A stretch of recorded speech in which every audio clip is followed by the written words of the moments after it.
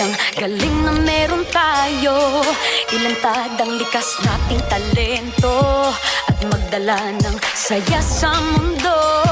Sa harap ng pagsubok ay di susuko. Para sa pangarap tayo'y porsigido. Magpakitang gilas na at magpapatalo. Ipagdiwang natin ang Pilipino. Yan ang Pinoy. Mula noon at hanggang ngayon, talento natin ang bida. Mula sa simpleng bakuran hanggang entablado natin ipakita. May pagsubok man ng Pinoy, pinalalakas ng saya. San man tayo sa pulo, Chumbe, Sibay, Lakay, Aniga. Sama-samang pakita ang galing natin katropa sa kapwa ko Pilipino.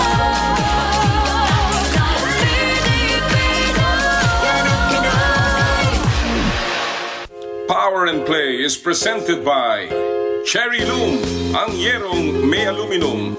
Cherry Tigo, there's more to our cars. Joyride, ang bago ninyong kasundo. Halina't makinig, talakayin natin ang laro. Gusto mo, pag-usapan natin, ibida ang hilig ng bawat Pilipino na merong taglay na galing. Bangon na, power and play na, bangon na.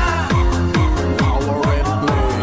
Bangon na, power and play na, bangon na. Pilipinas tayo na, bangon na. Power and play na, bangon na. Bangon na. Bangon na. Power and play na, bangon na. Philippines, the wait is over! The goal is yours! Finally, Diaz! Serena Bolden gets the first goal for the Philippines in the FIFA Women's World Cup! Power and play.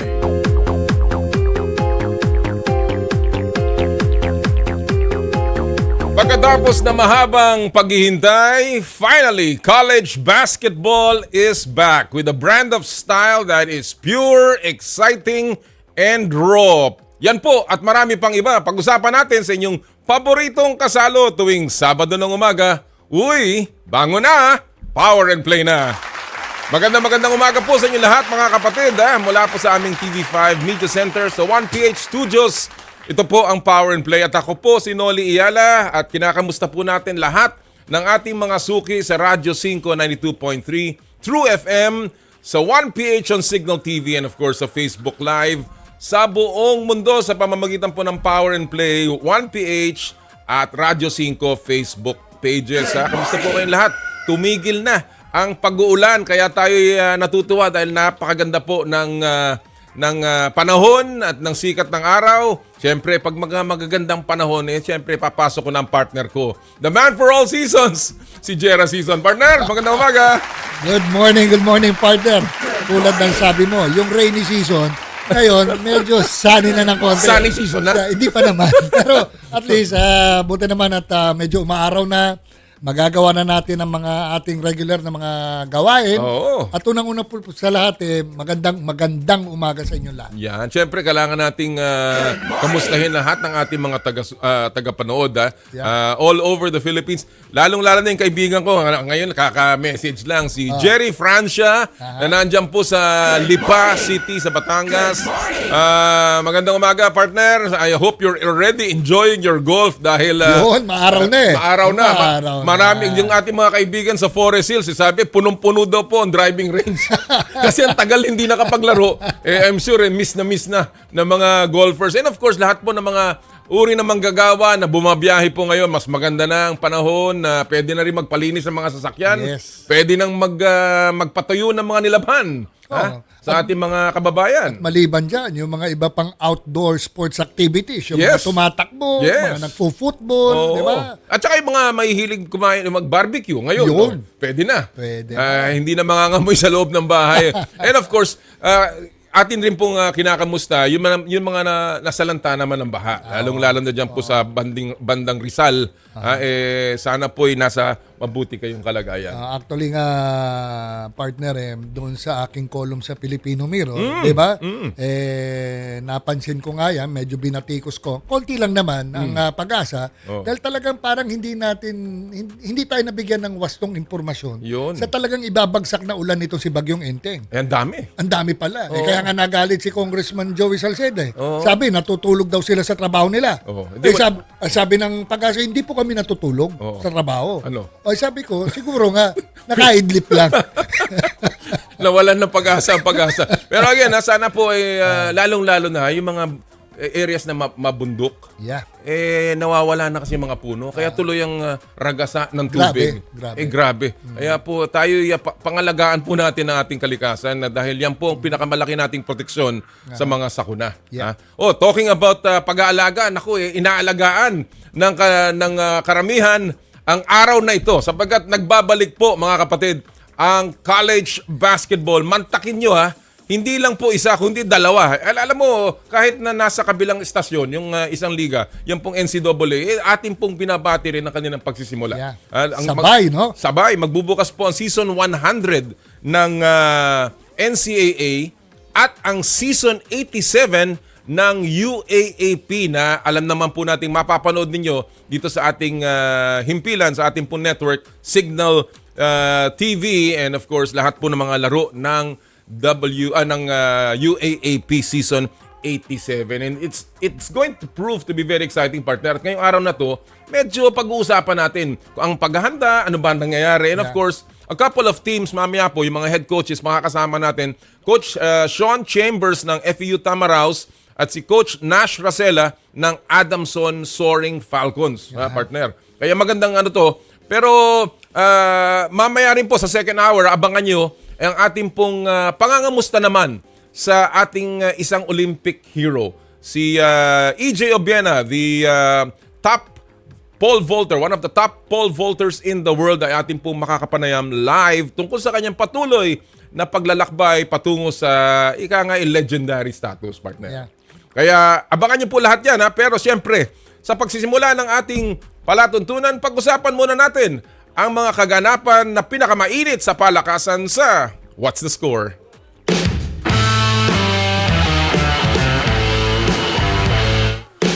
Kasabay po ng pagbubukas ng bagong UAAP season ang pagpapatupad ng liga ng bagong transfer rule. Sa -1 ruling ng UAAP, lahat ng mga atletang lilipat ay mababawasan ng isang playing year. Bukod pa yan sa 1-year residency.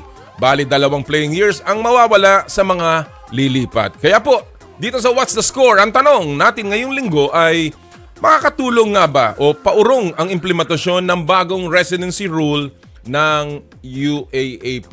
And yun nga yung pinatupad nila recently, partner. And obviously, ito ay merong impact, no? Pero ako, I do not see kung paano ito masyado nang makaka-apekto because iilan-ilan lang naman itong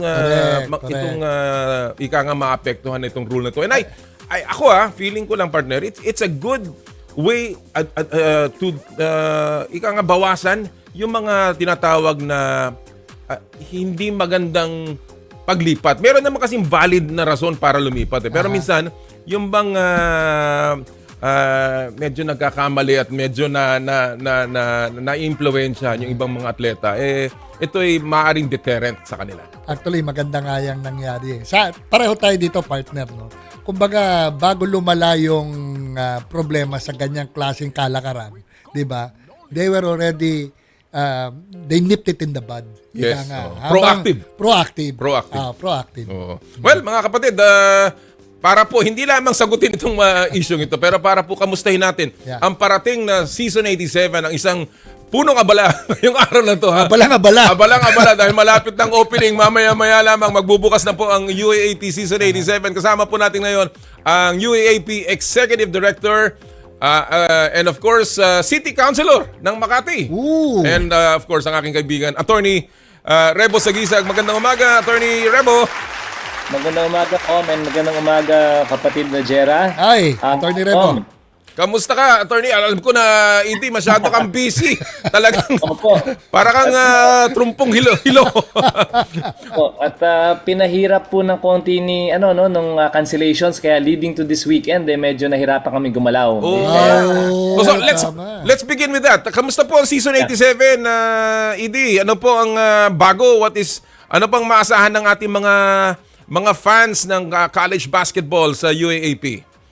Okay, first of all, nabanggit nyo, season 87, pwede mo akong bumate. Dugtungan ko lang yung pagbate sa ating kapatid na NCAA. Happy 100 year, no? Oo. Kahit na sabi mo nga, we have a competitive rivalry, pero at the end of the day, it's Philippine basketball. Correct. So, That's Agree. happy 100th birthday to the NCAA. Kung wala sila, maaaring walang UAAP. Centennial. Baka may 100,000 din yan, ha? Yun nga, kaya ako nabanggit kasi ang senior Oo, kalawan. incentive. Kumbaga, attorney, mas matanda lang ng 1 taon doon sa aking mother-in-law. So ayun, Attorney Rebo, ano mong balita? Kamusta ang iyong paghahanda ng season 87? Well, una-una, this year, magandang gumawa rin ng ingay po ang ating inaugural esports event, no? Done even before the opening, the formal opening, no? Nangyari ito nung bandang Agosto at bagaman tayo medyo, alam niyo naman tayo edad ng mga taga-Pacman, hindi natin masyadong alam to, pero sa mga millennial at Gen Z, it was received positively and mukhang esports is here to stay. So may added event na naman po tayo. Oo. And aside from that, yung basketball po, kung talagang hindi kayo magsawa-sawa sa UAAP, meron na tayong bukod sa men and women, boys and girls na juniors, meron na ring junior high. So yan yung 16 and under. Opo. Okay. So, Kasama yun sa bilang sa General Championship, ED? Sama na. Oo, wow. it started with a demo last year and because successful din siya, so ang dami na natin division at bukod doon ay sila yung mabibigyan din ng exposure, no? Beginning this first sem, kung saan naglalaro po ang men at ang women, doon na rin sila maglalaro. So makaka-experience sila ng elevated experience for the coaches, the players, and their parents, no? And they will be covered live by Pilipinas Live. Malaking bagay yan. I wanna ask you, ED, kasi yung iba nagtatanong sa atin about, ngayon yata ang sistema ng UAAP, one ticket, one game. Ganun ba ho talaga ang mangyayari, ED? Regularly? Ganun na ba ngayon? In fact, ang generally, no, except for the, shall we say, big ticket games, no. In fact, last year we experimented ng one ticket, good for the whole day na yon. Kaya busog na busog po ang ating mga manonood. Of course, save for some exceptions like mamaya ang opening, napilitan pa kaming ihiwalay yung UP Ateneo tsaka yung opening ceremonies dahil yung mga tutugtog po mukhang may legalidad din, no? Oo, may Legendary hatak. Oo. status. Oo. So paano yun? Ibig sabihin dalawa. Yung opening, ibang ticket yun. Tama ba? Ibang ticket. Opo. Kasi ang demand was so high, no? Kaya So pagkatapos yun, aalis sila, papasok naman yung mga manunood ng game. Tama? Opo. Yun po ang mangyayari today. Eraser heads Hindi mo na ira yun. Alam Ira ko yun, namin yan, alam ha? ko yun. Alam mo ba yun? Oo, palagi Yung ako sa'yo, blackboard eraser lang. Palagi ako binabato ng eraser ng aking teacher noon Baka naman po mga asin pa kayo tsaka Juan de la Cruz, ha? Hindi, alam mo kasi ngayon, sabi mo nga, 100, ang NCAA is playing, sabay kayo, sa dami ng mga laro ninyo. PBA is playing, minsan may volleyball pa na invitational. Obviously, nag-aaway kayo sa venue. Sa venue. Oo.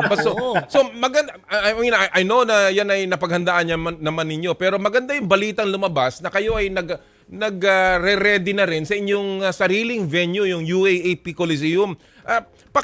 Kwento lang sa amin, kahit sandali lang, briefly, paano ba ho nangyari to? At matagal na bang plano to ng UAAP with Akari?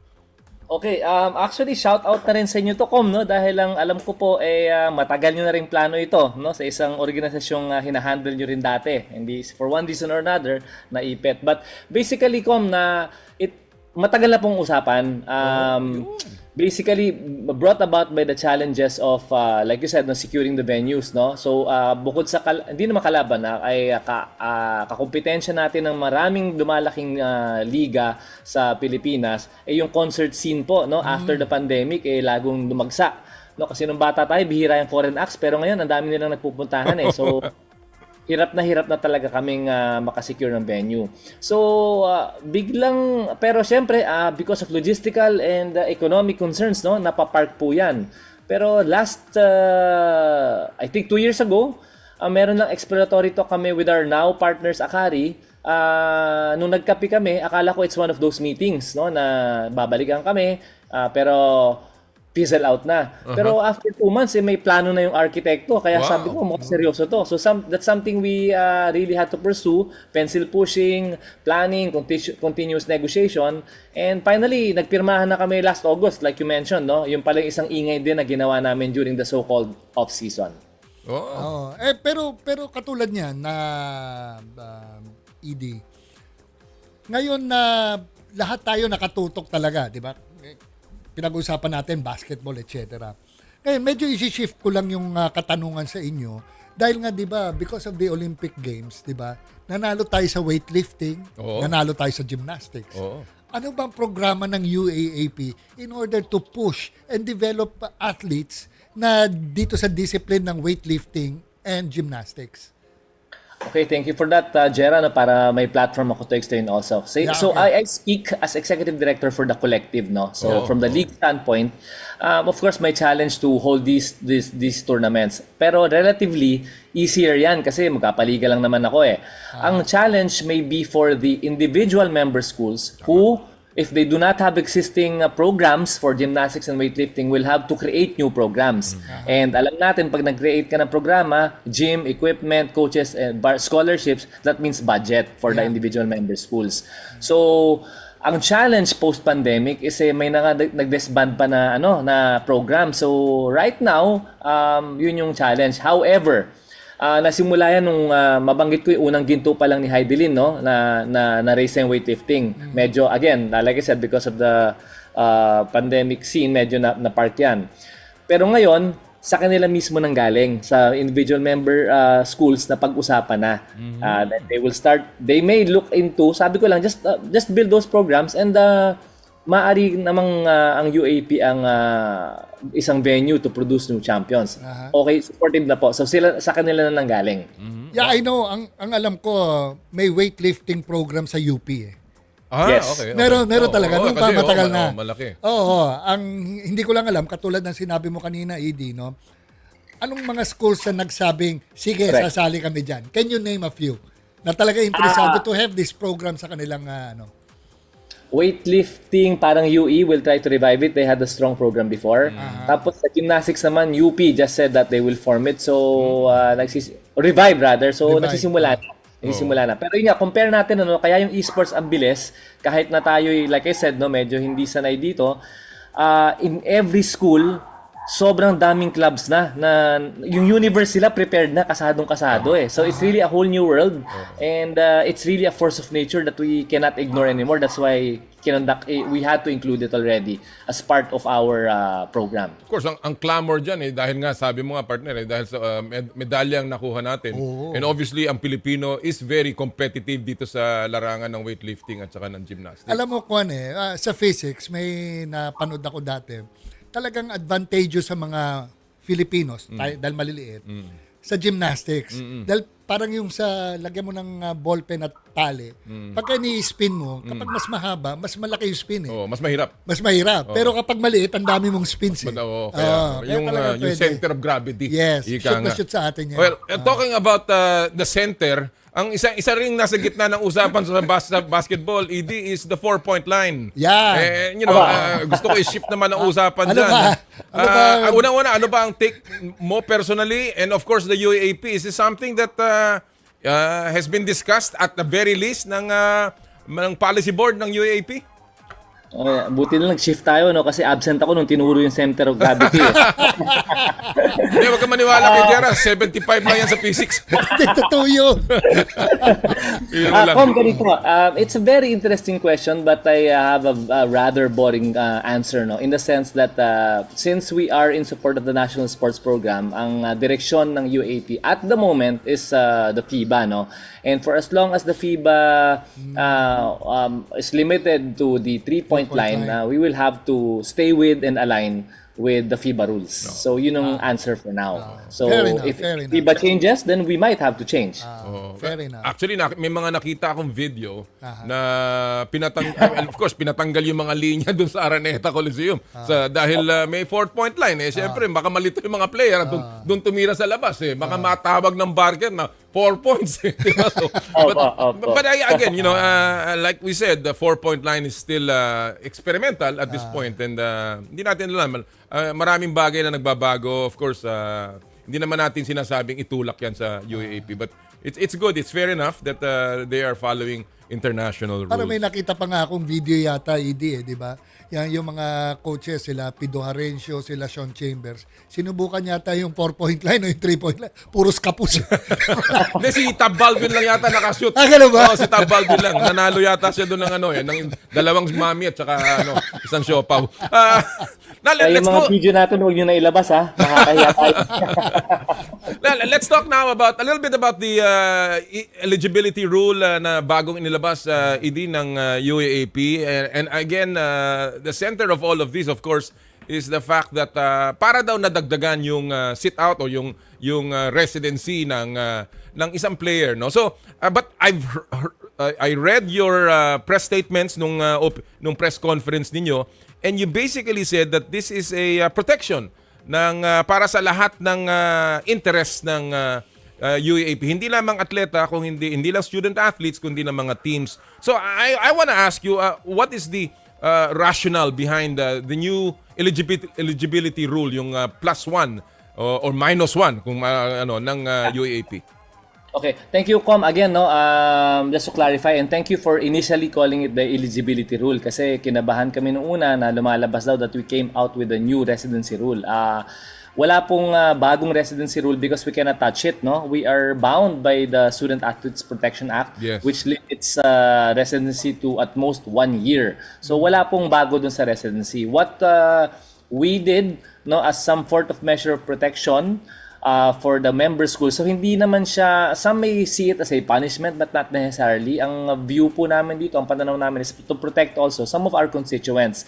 Not unlike siguro maybe the state guarantees full protection to labor, but yung management also has some rights kasi sila symbiotic. So may hinaing po ang ating mga member schools from their point of view at pinag-usapan ng mga buti at mukhang ito ay baka maging deterrent in a way. And if you encourage, some kind of quote-unquote loyalty to each of the member schools, lalakas sila. And pag lumakas ang isang member school, lalakas din ang UAAP as a collective. Yes. At pag gumanda at lumakas ang UAAP, it's an even more better environment for the generations of student athletes to come. So let us be clear na lahat naman po tayo, ang kagustuhan ay ultimately, ang interest ng student athlete is of paramount importance. Yeah, actually, yung sinasabi ko kanina, ED, di ba?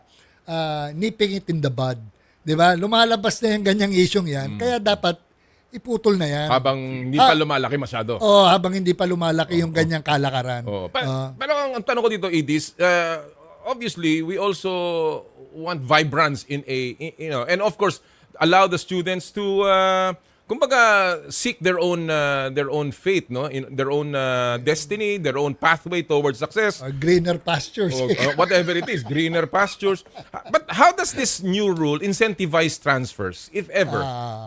Does it actually disincentivize, or ito ay still pushing for the growth and the independence of student athletes? Well, kasi ang tingin naman namin dyan is wala naman siyang sit out eh. So unlike before na medyo by experience, no, shall we say mabuburo yung bata kasi 2 years ang ito naman play immediately, no, and sa huli naman namin kukunin. So actually, even if you're already covered when you transfer in season 87, yung wala siyang immediate effect. So para lang mag-isip-isip ng konti at pati yung mga nagre-recruit kasi although mababawasan siya at the end, but by that time kasi ito yung mga what we deem to be mga special play, probably special players who may not even feel affected kasi they may even choose not to forgo that last playing year, no? Yung mga, as we have seen, yung mga ibang hindi na nga tinatapos yung kanilang 5 years eh. Kasi unique, ang UAP already has given 5 years, which is +1 like unlike the USNCAA which is only has 4, no? So yun ang ano namin, parang binalik lang namin sa Binalik 4. lang sa 4. Oo. Well, that's a fair point. Again, no, na ito ay walang sit-out period. Hindi na dadagdagan because again, that's against the law yung kay yung batas na ginawa, no. Now, but ako ito my last point on this particular. I know that this is also a protection to some of the developing programs, no. Kasi minsan nakakakuha ka ng magaling na player. Tapos biglang itong player na to, naiinip na, gusto kagad manalo. So, lilipat sa ibang school na meron ng championship programs, no? So, basically, the way I see this new rule ng UAAP, itong new eligibility rule, is more of a deterrent to student athletes, no?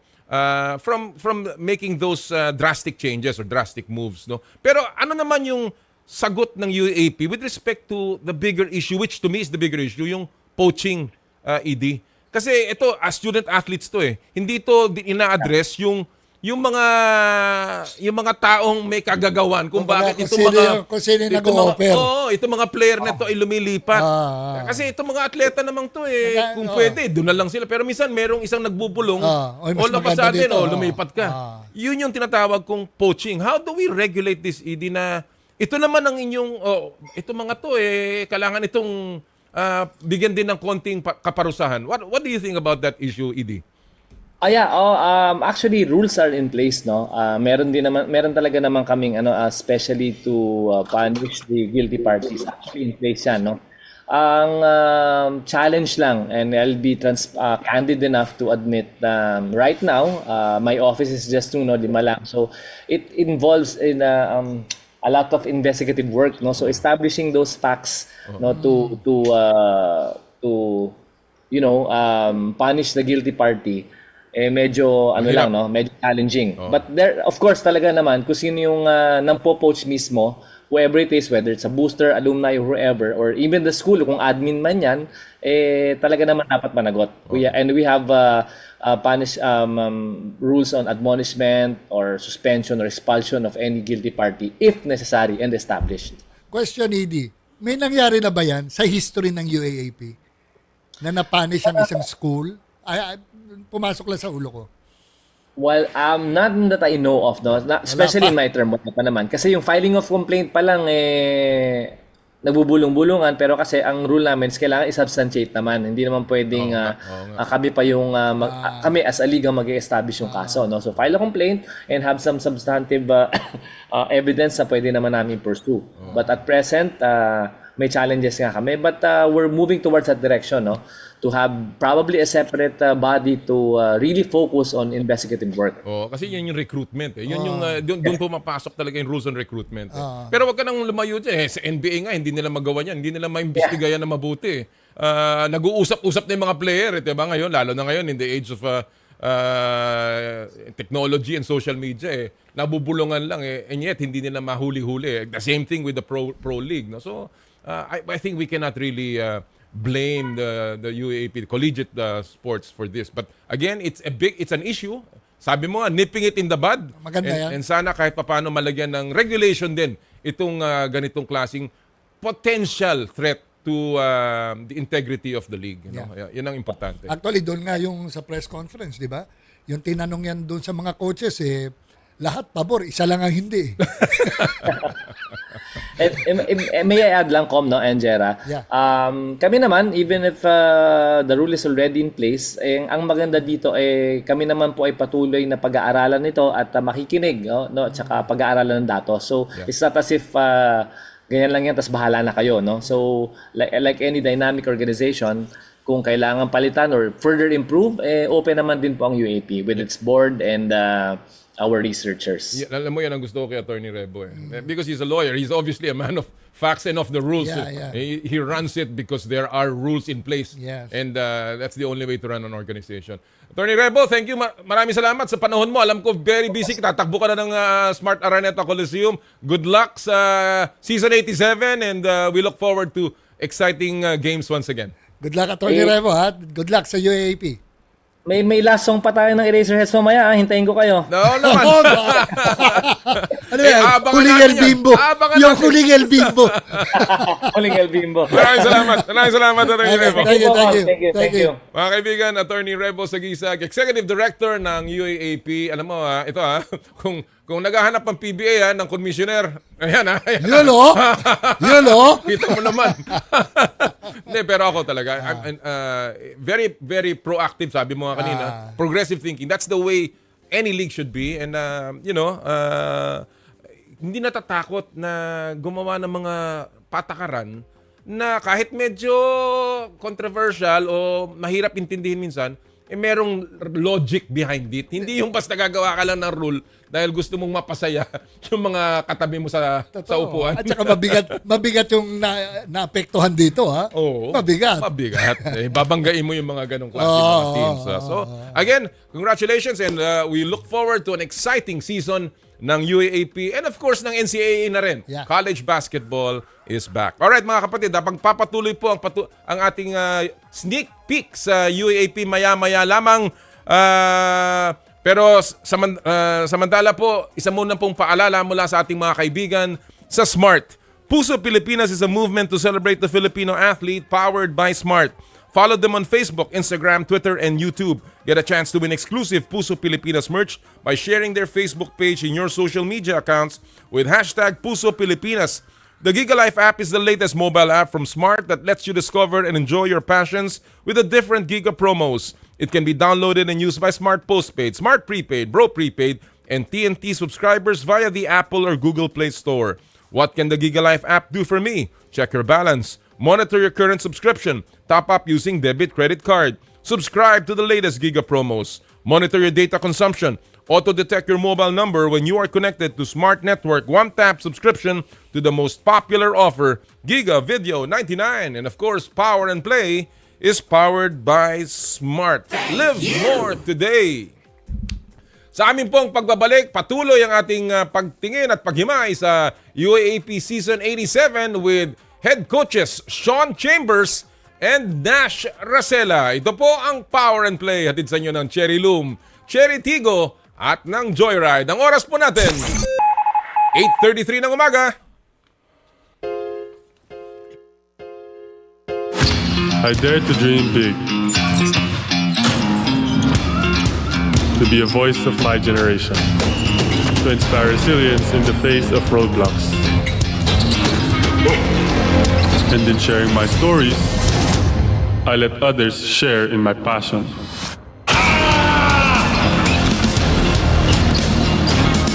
Follow Kai's stories on Twitter and share yours with Smart Double Giga Stories. Share 2 times the passion with 2 gigabytes for Twitter and more. Guaranteed every day, plus data for all sites. Simple, smart ako.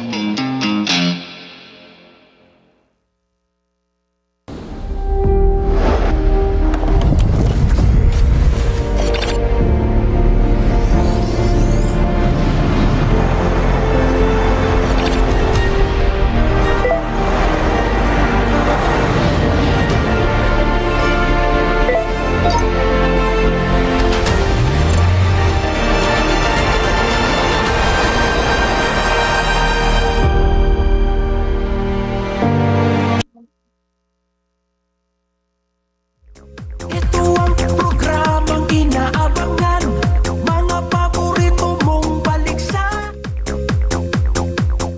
Nangunguna bilang news, public service at entertainment radio station sa Mega Manila. Radyo 5, True FM.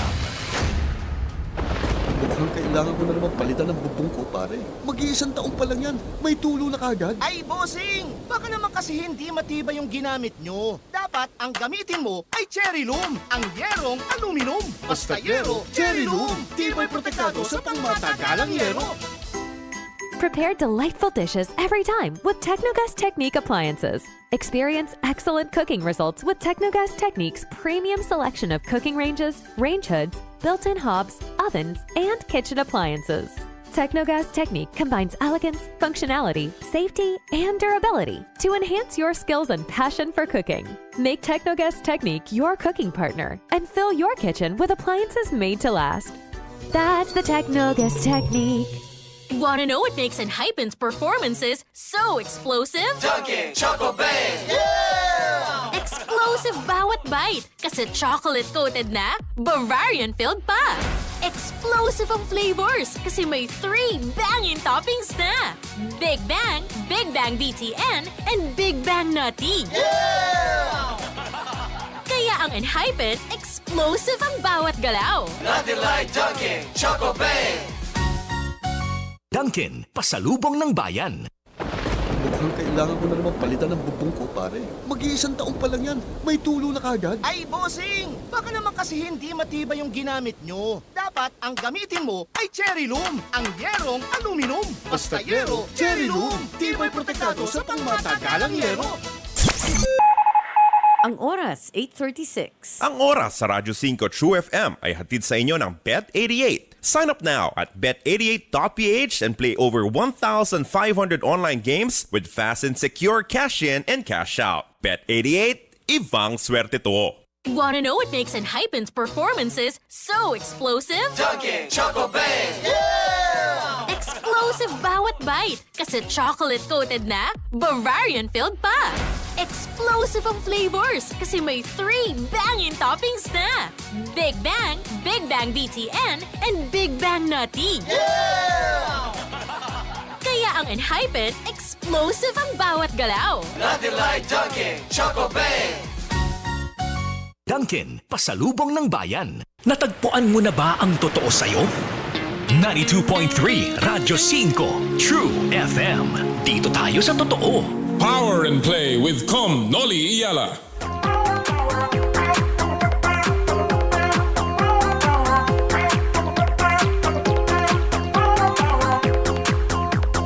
Power and Play with Com Noli. Naimbag na bigat, kanda kayo amin sa ating po mga kababayan dyan sa Ilocos Sur. Lalong-lalo na po sa San Esteban, Ilocos Sur. And of course, sa Vigan, magandang umaga po sa inyo lahat. Partner, may mga kaibigan tayong sinalanta ba ang Pangasinan? Oo, maski pa paano. Tinamaan, Tinamaan din. Bumati ka sa mga kaibigan. Oo nga. Para kamustahin natin. Masanto siya kabusan na kayo namin. Dyan Pangasinan. At gusto ko palang bumati. Yan. Yan. Importante ito. Huwag mo kakalimutan yan. Kakalimutan. Una-una, ngayon, birthday ng aking sister-in-law. Uy. Si Miriam Bibay. Happy birthday, Yam Yam, ang pangalan niya. Happy birthday po, Yam Yam. At tumawid na rin siya. Senior citizen na rin. Ayun. Welcome, classmate. At isa pa, bukas naman, birthday ng aking paboritong anak na lalaki. Dahil nag-iisang lalaki lang yun. Happy birthday to my son, Michael Jeremy Season. Jeremy din. Jeremy because si Jera at saka si Mel. At saka Mildred. At saka may Jera yun. Baba. Happy birthday, John. Happy birthday. Libre ako sa tanghalian. Kasama ang buong pamilya. Pwede ko naman isama. Happy birthday po at sa lahat mga nagsasapit ng kanilang birthday. Happy birthday sa inyo lahat. Alright, bago tayo magpatuloy, paalala po ito sa atin naman mga suki ng Joyride Top Super App. Of course, meron pa rin po tayong top-up promo sa Power and Play. Simple lamang para manalo ng 1,000 pesos JRP wallet credits. I-download lamang ang latest version ng Joyride Super App. Kuhanan ng screenshot yung app's home screen. Madali po yan. Nakikita nyo yung QR code dyan. Pwede nyo nang iscan yan. Padala nyo po yung screenshot sa Power and Play FB page via PM. Isama nyo po yung buong pangalan and registered mobile number.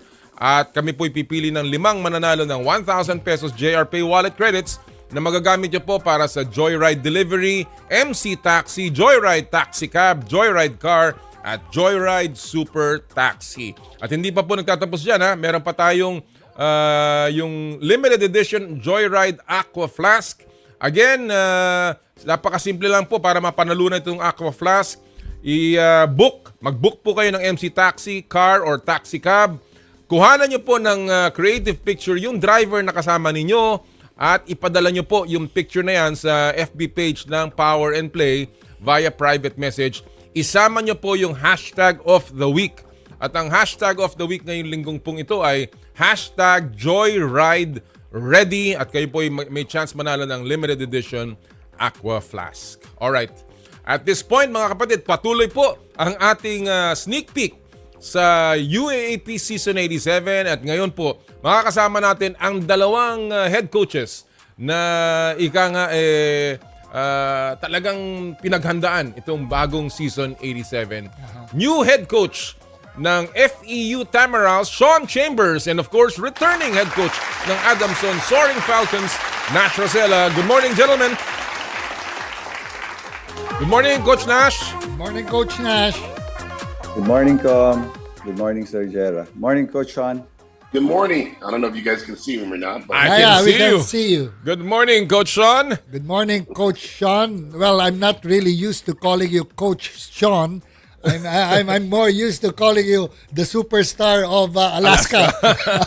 Mr. 100%. Mr. 100%. But it's great to see you again, the two of you. So let me begin our... we invited you here because Season 87 is opening obviously today and your teams will be seeing action very, very soon. But let me begin first with our discussion with ED Attorney Rebo Saguisag just a while ago about the new eligibility rule. I just want to get quickly your take on this. Coach Nash, what do you think about this new rule? Is this good for the league, especially for rebuilding or building programs like yours and Coach Sean? Welcome, honestly, I guess only time can tell, no? We could talk about this after a year or after 2 years. Tingnan natin kung nag-work talaga siya. But I think really it works both ways, no? It favors some, pero it might be a disadvantage to some also. So depende. But to us, Adamson, we'll just take what they give us. So it doesn't really affect our recruitment actually. At this point. At least at this point. At least at this point, yes. Yeah. Coach Sean, your take on the new rule? I'm going to have to agree with Coach Nash. I think at this time we just got to wait and see how it plays out. But I do understand the reasoning behind it. It tried to protect all schools, all brothers, and being partners together. If we're grooming young kids or grooming young players within our organization, it is devastating to see somebody poach them and send them to a different university that's in our same league. So I see the plus and the minuses, but at the end of the day, I think everybody, all the adults in the room, the coaches, the administrators, we all got to do what's best interest for the kids and the players. Yeah, I guess your take on this issue is not really that big an issue for you, because when you talk about long-term building up of a team, that ruling doesn't affect you at all. It will not affect you at all. Yeah, this is the quick fix. This is the quick fix. Yeah. When you try to get somebody that's already ripe, right. and try to put it in the program, that's where the problem comes in. And so that's they're where not really affected at all. We'll see. We'll see. As they say, again, the jury is still out on this, but we'll see how this will affect the other programs. Now, let me go quickly. First, I want to ask Sean this. You were in the show few months ago, Coach Sean, and obviously you were newly appointed then, and you're now full-time into your role as the head coach of the Tamaraws. How has the adjustment period been, Sean? Has it been harder or easier than you expected? It's been amazing. We all know I'm a little different than coming over as a foreign coach. There's so much of my history here in my life here. My connection to the Philippines go deep. So it's been an easy transition as far as the players accepting me and accepting my expectations, as well as what I want from them and my staff, and then the accommodation part of it all. The Philippines has always been extremely accommodating to me, take care of me, look out for me, show me a lot of love. So it's just to me, it was just like coming back home. That's all it's been. And now I'm just taking the role of coaching at the university level, which has been an amazing experience up to this point. So I really, I don't know. It's been a great experience. So I don't have any minuses or negative or any really major challenges yet. And because the Filipino culture, the kids, the players are so compliant. Whatever you ask them, they will do. It's not like I'm going into maybe a possible American culture where you would have to come in heavy-handed and until they follow your direction and be disciplined. Not here. Everybody will. If you go touch the line, stand here. They're gonna be compliant. So that's an easy transition for me. Yeah, Coach. I'm quite interested with your T-shirt. Can you please stand up and I want to see what's chasing history. Chasing history. All right. Chasing history. Yeah. Wow, 21. I'm making sips to Boss Anton because this is the shirt. So going for 21, huh? Going for 21. Terrific. That's the way to go. This is the shirt Boss Anton designed. Anton Montinola, yes, that's right. Our regards to Anton. Nice shirt. Nash, of course, was a former part of FEU, so Nash knows this very well. No, Coach Nash, Yes. the history of FEU. But let's go to Nash. You're chasing what, Nash? Chasing 3? Ano bang Adamson? But again, how has your off-season been, Nash? Para sa Adamson Soaring Falcons. Welcome. It has been great. No, it's not like the preseason preparation of most teams where they get to travel to different countries, play international teams. No, sa amin, we were just focused on our build-up here in Manila, and there were a couple of times we were able to travel to our provinces, now specifically Bayugan and Bukidnon. No? And to us, every year, it really helps us with our preparation. I want to ask the same thing to Coach Sean. Sean, what has been the biggest positive change that has come out of your off season? I'm just getting to know not only my players, but getting also to know the other teams. I'm coming in as a deficit because right now I'm sure Coach Nash knows every player on every team within the league. That's our job. But right now I'm still getting to know like who's who on the other team. So being able to play some of those early tournaments and getting to play some of our teams, and not only our team but team in the NCAA, it gave me a good opportunity just to get to know the other team players and their tendencies. I'm not there yet. I think I'm going to be a year behind on that. That's going to be one of my deficit here, because one of my skill level is knowing everybody that I play against and everybody, all the coaches, the players, for the matchups, the ball boys. For the matchups. Importante. The matchups, Yeah. But right now, that's a deficit for me. As to be honest, I'm still don't know all of Coach Nash players, and so I'll come in blindsided. So with that, you don't know how you want to match up against him and what are the positive and the takeaways and their tendencies. By next year, I should know it all. Do you already have the schedule of your first game between Adamson and FEU? Nash. You mean my game plan or my schedule? No, the schedule between the Falcons and the Tamaraws. Yeah, we play tomorrow. Whoa! First game. Whoa! So we're not revealing any secrets here. But let me still ask both of you. And Nash, when you look at your team now, what do you like about your team? I think my team is similar to the team of Coach Sean, where we have new young players. My team or Coach Nash team? We'll begin with Adamson first, Sean. I have the right to remain silent. Just kidding. Go ahead, John. Go ahead. Yeah, I think we have similar teams, no? Adamson and FU, we have a couple of new young players, new faces that we have in our program. Marami kaming veterans na nawala. Marami nga. I think it's also similar to the one of FEU. Sa amin, Lastimosa, Colonia, Magbuhos, Sabandal, and Hanapi. We lost those 5 guys. And yun, medyo mabigat because it's like losing your starting 5. Yeah. So it's a challenge for the younger guys, no, to really step up and step forward.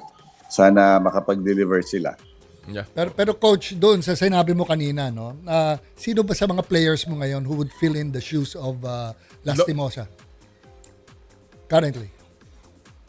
Well, a lot of observers syempre mention couple of names, no? Montebon, Manzano, Hierro. But to us, I think it should be collective effort from everyone para mas madali punuan yung nawala. Coach Sean, how would you characterize or describe your team right now? Is this going to be built on offense, or is this going to be the Sean Chambers influence of really playing tough defense?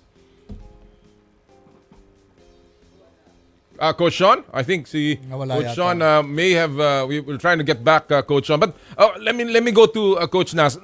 Nash, sa ganitong panahon, no, na obviously you are maybe outside of the favorites dito sa season 87. Anong expectation ng Adamson Soaring Falcons? Well, it has always been like that naman, no? Especially now that you see a lot of very strong teams in the UAAP. No, parang every year there's the expected top 4 teams, no, na makakapasok sa Final Four.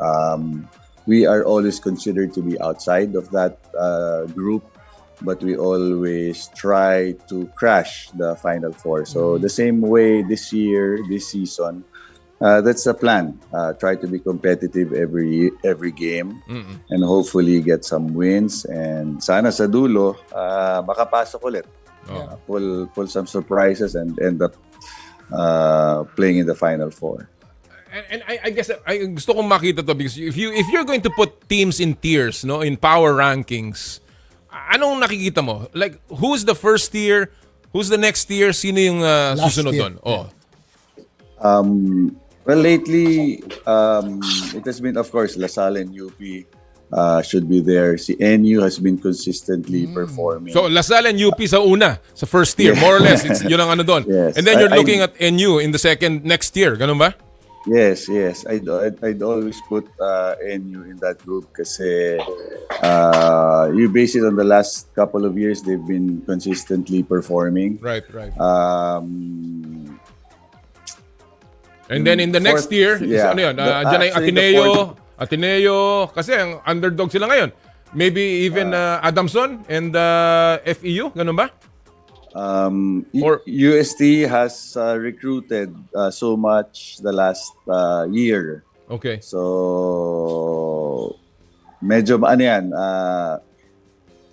well, we're anticipating that they'll also perform this season. So that fourth spot is really open, I think. Open. So it's kumbaga labo-labo na yan. Well, Sean, just before you got off the air, I was asking, how would you describe your team? You know, is it going to be offense oriented, or is it going to be the Sean Chambers influence of really clamping down on defense? I'm sorry, my son's here. I think he's killing my Wi-Fi right now. So he's That's all right. We all know that feeling. We feel you. He's here visiting for the first time in the Philippines. So I'm super happy to have him here. My son Andrew. Yeah. But with that said, we have to focus on making stops because the thing about the UAP that I've watched so far is that you're not going to outcoach anybody. All the coaches are very smart and intelligent. They all have their unique style in how they play, but everybody's very well coached. So at the end of the day, we have to coach up our players, but we also have to focus on making stops. So that whatever team that can make stops and make it difficult for the other teams is going to be the one that's going to win games. You look at the games last year, I mean, how many games were within 10 points on every matchup? You know, there's not a lot of level. Very few. So at the end of the day, you got to make stops. You got to be able to defend, and you got to be able to protect the basket.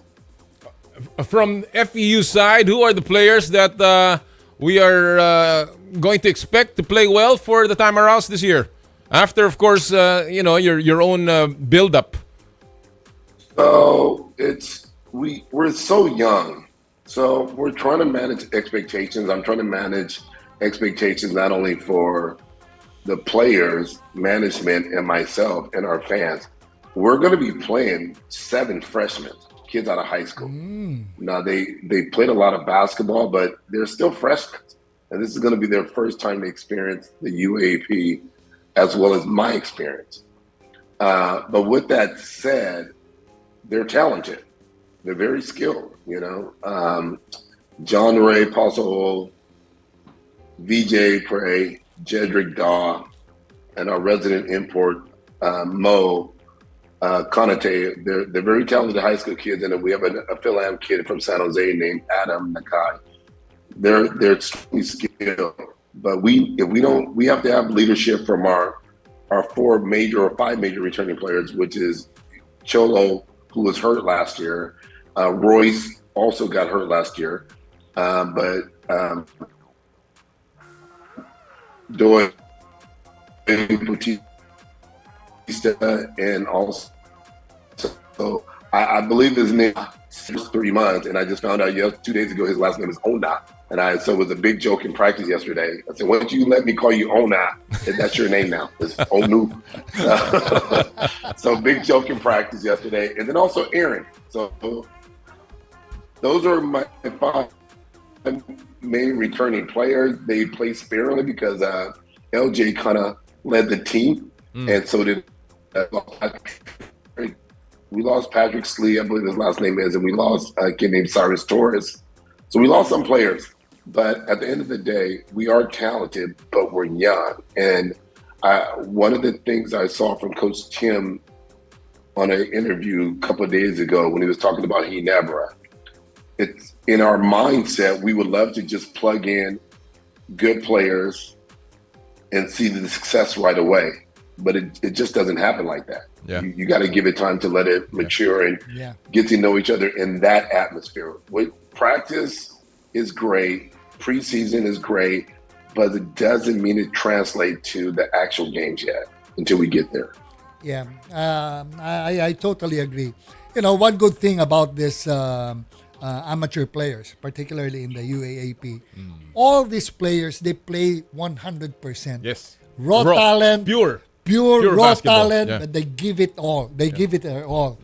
Just like Coach Sean, Mr. 100%. And that's why, the parity is very evident. No? Although may mga lamang ng konti, Coach Nash, di ba? But still, you can see that Binibigay talaga anybody nila. can still beat anyone else in a college basketball game.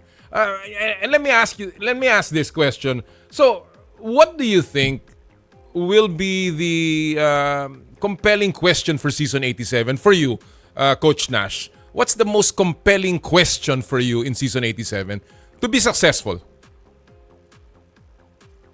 Well, you talked about the speed of the college game, no? Tingin ko naman, those teams that could really slow the game down will be successful this season. That's something that we are trying to teach our team. Kasi mabilis kami, yes, just like other college teams now. We try to go fast, be quick. Pero I think ang challenge is really just slowing down so that we have a better view of the game. Sean, do you agree with some so-called experts that this is going to be a two-horse race? Just a two-horse race? Did we? I heard what Coach Nash said earlier, though I was out, but yeah, I think you have LaSalle, you have UP that are on top of the food chain, and I totally agree with Coach Nash. NU is right there below them, and then the rest of us is like, we'll see where we're at. Okay, Coach, I'm not trying to make sip, but I think you're gonna beat them tomorrow. The next 4 from there because no, but they're so disciplined in what they do. Their system, and they're very solid, and they're compared to some of the other teams, they're just very dialed into what they do. So they're capable. Just like last year, They were ready to be there in the Final Four last year. We just lost to Antoneo. Now, I think Antoneo is scary because we don't really know anymore what's going on there with some of the players left. Some kids got hurt, but you can never count out Coach Taft for anything. So, and then we don't know about UST with all the kids they recruited. Same thing. Do they plug in and make success right away, or is that going to be a learning curve for their team? Yeah. And going back to the recruiting piece, although kids may leave one of the university and go to a different one, it doesn't always mean they're going to be successful in that new environment. That's always going to be challenging. Yeah. Well, obviously, a lot of questions, a lot of unpredictability in college basketball, and that's why it really becomes very interesting. So, well, gentlemen, I know it's going to be, you have to prepare for the opening ceremonies, and it's going to be a fun season. So we wish you both the best of luck, and we look forward to the game tomorrow. If I may add, partner. Yes, go ahead. I'm really excited with the first game later on between the two top tiers. But now, after this interview, I'm more excited for tomorrow's game. We got a little bet on the side here, gentlemen, so but it's going to be kept secret.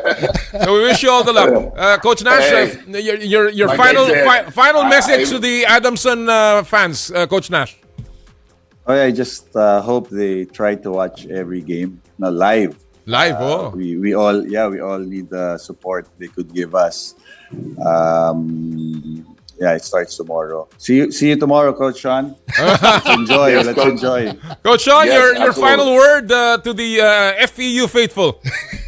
All right, hear me out. Let me see if I say this right. Ipang lalabang namin kayo at kailangan namin ang suporta niyo. Wow. Hold up. Sama-sama tayo hanggang sa huli. Mahal namin kayo. All right. That says it all. Well, see you guys and good luck. Good luck. Maraming salamat. Thank you. Mga kaibigan, Coach Sean Chambers and Coach Nash Racela, pambihirang laban yung bukas. Nakakatuwa. Because these are, of course, si Nash used to coach FEU. Yeah. And of course, si Sean Chambers, alam naman natin ang karakter niyan.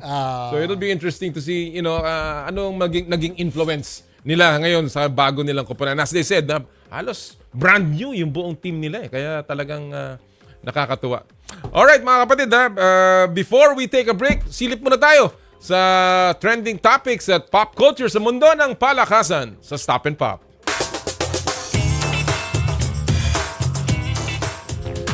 Ang title po ng video natin ngayong umaga, mga kapatid, ay Bucket. Hindi po bucket, Bucket. Panoorin po natin ito, Ewan ko kung kayo naramdaman nyo na ito nung bata kayo. Kita nyo naman yung mga galawang ganyan. Sa loob ng classroom mismo, Ganito rin ba kayo kapag free cut sa room? Walang bola? Walang problema. Gamit ng mga batang to, bote na soft drinks at timba. Kahit hindi tumatalbog, hindi pa rin sila nagtatravel. Kung paano nila ginagawa, panoorin nyo lang. At yung isang kuya, malakobi ang footwork. Ayan kita mo, up and under. Pagtira, ayun, literal na bucket!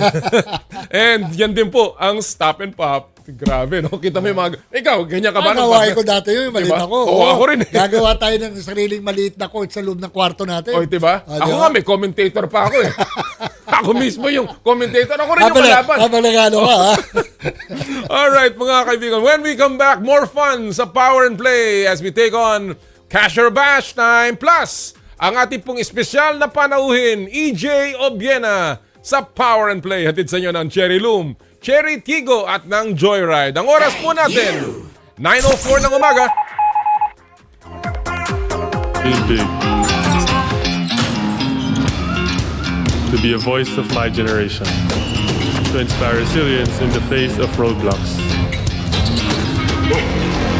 And in sharing my stories, I let others share in my passion.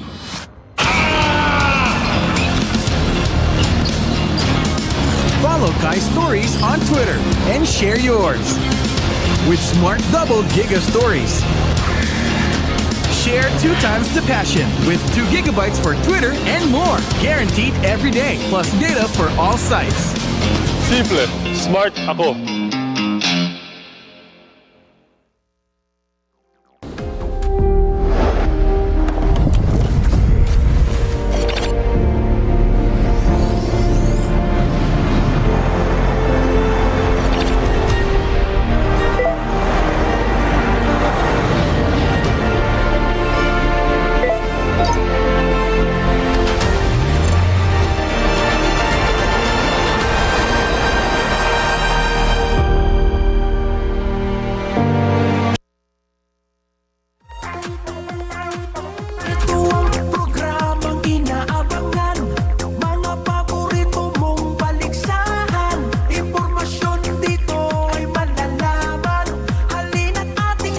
5, True FM. Pinarangalan sa 18th UPCOM Broadsock Kantinan Awards 2024 bilang Most Development-Oriented FM radio station. Mukhang kailangan ko na naman palitan ng bubong ko, pare. Mag-iisang taong pa lang yan. May tulo na kagad. Ay, bossing! Baka naman kasi hindi matibay yung ginamit nyo. Dapat ang gamitin mo ay Cherry Loom, ang yerong aluminum. Basta yero, Cherry Loom. Tibay protektado sa pangmatagalang yero. Want to know what makes Enhypen's performances so explosive? Dunkin' Choco Bang! Yeah! Explosive bawat bite kasi chocolate-coated na, Bavarian-filled pa. Explosive ang flavors kasi may 3 banging toppings na. Big Bang BTN, and Big Bang Nutty. Yeah! Kaya ang Enhypen, explosive ang bawat galaw. Nothing like Dunkin' Choco Bang! Dunkin, pasalubong ng bayan. Nasabi mo na rin ba yan sa kanya? Teka muna, mahal. Kasama sa relasyon natin na kailangan kong baguhin yung sarili ko. Kailangan bang maging sakdal linis ako para pumasa sa standards mo? Ano pa? Ano pa ang mga bisyo mo, ha? Sabihin mo na lahat ngayon. Kung hindi mo sasabihin, magugulat na lang ba ako isang araw na matutuklasan kong nagsusugal ka rin? Ha? Nang bababae? Ayoko ng gulatan, Kenneth. Sana Lord, Lunes hanggang Biyernes, alas 10 ng umaga hanggang alas 12 ng tanghali. Sa Radyo 5, True FM. Maglaro sa Bingo Plus app para tuloy-tuloy ang saya.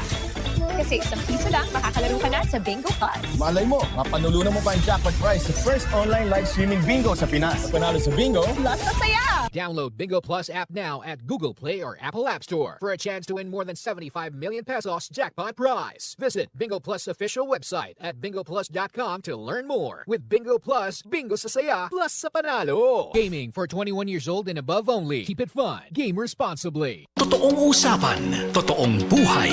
92.3 Radyo 5, True FM. Dito tayo sa totoo.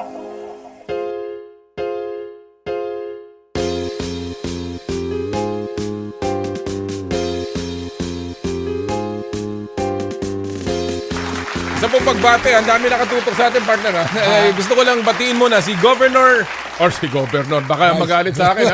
Vice Governor, Vice Governor Mark Leviste ng Batangas. Magandang umaga po, VG. Sabi niya dito, naka-tune in daw siya. Papunta siyang Naiya. At papunta siyang Cebu para maglaro dun sa World Amateur Golfers Championship Philippines National Finals. Ang galing pala. Vice Gov. Minsan isama mo naman kami dyan. Hindi, madalas kami diba madalas naman tayo sa summit at sa course ni Vice Gov. Magandang umaga po at good luck sa inyo sa Cebu. Good luck, Vice Gov. At may isa pa nakatutok, partner. Ayokong batiin yan. Ang sabi niya, huwag natin babatiin. Huwag natin batiin si Conrad Banala. Ayokong batiin yan, ha? Ang ating pong kaibigan, huwag natin batiin. Hindi namin binabati si Conrad Banala. Alam mo, may term of endearment kami niyan dalawa. Magandang umaga, lab. Yun. Buti na sabi mo, Conrad Banal, baka kami magselos. At of course, lahat po ng mga nakatutok, magandang umaga po sa inyo lahat. And of course, gusto natin magpasalamat. Kung hindi po sa kanila, hindi naman posible itong aming pagbati sa inyo. Sapagkat ang ating po mga sponsors, matagal nang kasama po natin dito sa Palatuntunan. Gusto po natin magpasalamat, of course, sa Cherry Loom. Kasi paring Elmer Ngo, ang yerong may aluminum. Sa ganito pong pabago-bago ang panahon, umuulan, tapos iinit, kailangan natin ng matibay at protektadong bubong. Dapat ang bubong ay yerong may aluminum. Kapag may aluminum, tsak na pang matagalan. At isa lang ang alam kong dekalidad na yerong may aluminum, yan ang Cherry Loom. Tibay protektado sa pang matagalang yero. Cherry Loom, ang yerong may aluminum. Cherry Tigo 7 Pro. Rev up driving experience with the Cherry Tigo 7 Pro. A 1.5 turbocharged engine powers the Cherry Tigo 7 Pro to give you a faster and smoother drive wherever you go. Stay connected and on the go with its cutting-edge 12.3-inch infotainment system compatible with Apple CarPlay and Android Auto. Savor the joy of the open road with a full digital instrument panel and a panoramic sunroof, perfect for your scenic family road trips and weekend getaways. The Cherry Tigo 7 Pro is definitely the ride for you and your family. So what are you waiting for? Experience it for yourself. Test drive a Cherry Tiggo 7 Pro at your nearest Cherry dealership now. For more information, you may also visit Cherry Auto Philippines website at www.cherryauto.ph. Thank you! Joyride ang inyong bagong kasundo. No more waiting na sa Joyride QR Code Instant Booking. Parahin lang ang Joyride MC Taxi driver at i-generate ang QR code sa Joyride Super App. Ipaskan ito sa driver para match agad. Download o update to the latest version of the Joyride Super App. And of course, ang aming pong Joyride Super Hatid or Taxi Hatid Airport. Sa Joyride Super Taxi Hatid Airport Service, wala nang hassle sa pagpunta sa airport para sa inyong flight. Pre-book a ride to the airport from 2 weeks to 24 hours prior to your departure. Fill out the pre-booking form through the Joyride link or scan the QR code to fill out the pre-booking form. For inquiries, you may call Joyride Super Taxi Hatid Airport Hotline at 0920-948-6550 from 8 a.m. to 5 p.m. Monday to Saturday.